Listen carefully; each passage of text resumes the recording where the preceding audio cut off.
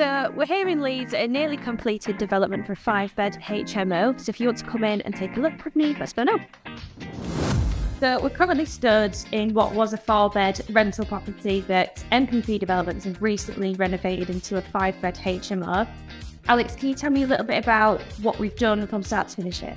Yeah, so basically rip out the whole of the property, go back to brick, we plasterboard everything up. Basement got fully tanked, all the foundations shored up, and then I created the additional bedroom down there. Before we only had 4 bedrooms, and then all the bedrooms are all suited as well. Yeah, let's go have a look down in the basement of the work we've done. So we're currently stood in the basement. As you can see, we've now turned it into a bedroom with an ensuite. Alex, can you explain how we got there? Yeah, so the first steps when we go into a property, when we create the basement, we always knock on the head height. So we've got to dig down the floor level, but then we've got to take into account the walls. So we look at the foundations, see where the bottom of the foundations are, and then we usually cast a slab all the way around. This bit here is when we dug down, the actual wall was so high, so therefore we've had to create a bigger concrete slab on this side. Once we've got all the structural designs for the slab and everything, we then get it all tanked, pour all the concrete, and the tanking is basically to keep all the watering. Over here we put a sump pump. The sump pump, and it has an alarm on it, so if there's any water ingress that comes in at any point in time, because you are in the basement, that will automatically kick in and pump the water out. And then the only other thing in these, with having an ensuite bathroom in the basement, is you've got the macerators. It's very rare that you can get away with not having a macerator in an ensuite bedroom. They're not the best things, but it is the only solution we can do really in a basement. So we've still got the living room space here. How come we can't just make that into the 6th bedroom?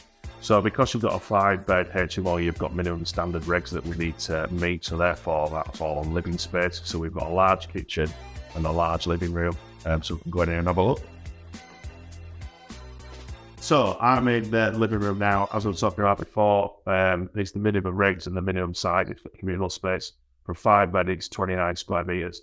So if you were a 6-bed HMO, I think you go up to about 31 square metres, which you just wouldn't be able to achieve it in this house. Hence why we only got a 5-bed. Cool. So when I originally sourced this property, the size of pitched area was around 14 metres squared. Part of the requirements are that you need 10 metres squared in the bedroom space, which allowed us to use about 2:8 metres squared for the ensuite just here. The sourcing team, when they visit the properties, they just look at the room sizes just to make sure that we hit the regs. It's our job then, when we get into the property, to actually design the room. So we've always got to think about the best location for an ensuite to get the drainage out. And that is probably one of the most hardest things when we're creating these HMOs, if the location of the ensuites for the drainage out to get to your sort of vent pipes outside. So we've just done a tour of the property. As you can see, the refurb is well underway. When we sourced this property, it was only a 4-bed. We've added an extra bedroom, so we'll have the increase in rental income from the extra room. We'll take a look at the numbers in depth a bit later on in the video. Next steps would be to get changing spaces in and sort out the furniture, white goods, kitchen packs, bathroom packs, artwork, and obviously all the decoration. They'll then dress the whole property and sort out professional photography for the listing. We'll be back when that's all finished.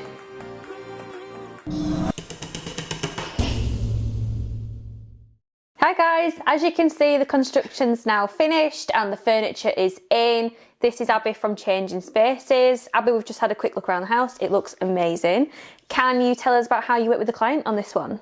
Yeah, so the client came through the MPP group, and Changing Spaces usually gets introduced at the beginning of the refurb stage.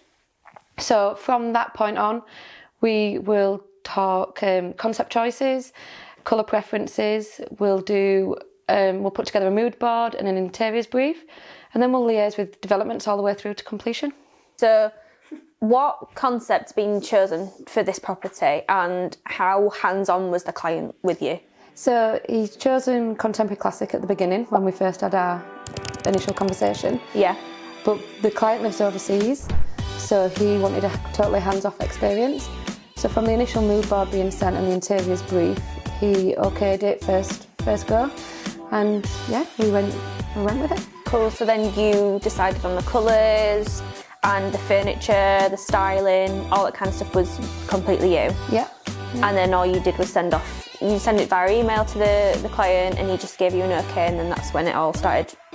Yeah, we have regular WhatsApp chats as well, just for updates and making sure everything's all right, but yeah. And as the stages has gone through, how do you communicate with him when certain things, so do you send photos, videos? Yeah, he gets weekly updates from the developments team on the way through the refurb anyway. But we're quite quick in when it's been handed over to changing spaces. We're in the next day with furniture and the next day after that for install and photographs.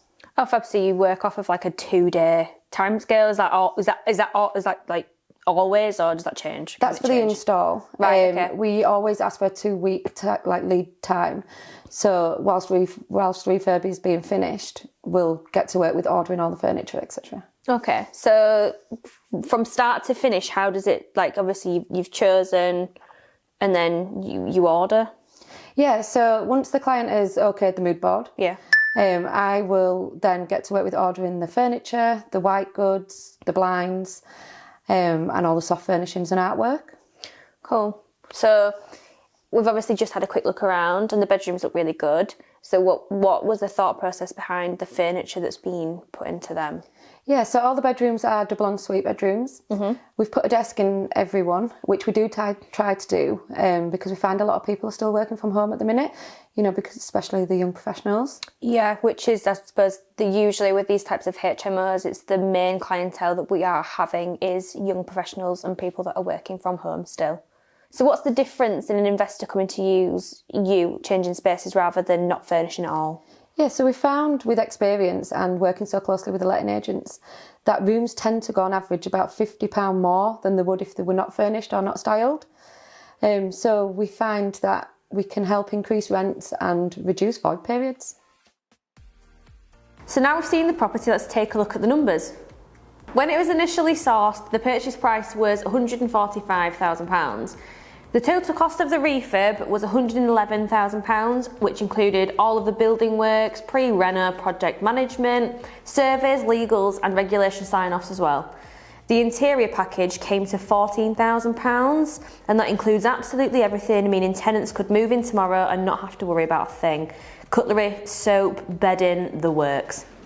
Add on stamp duty and sourcing fees and we're looking at £282,550 all in.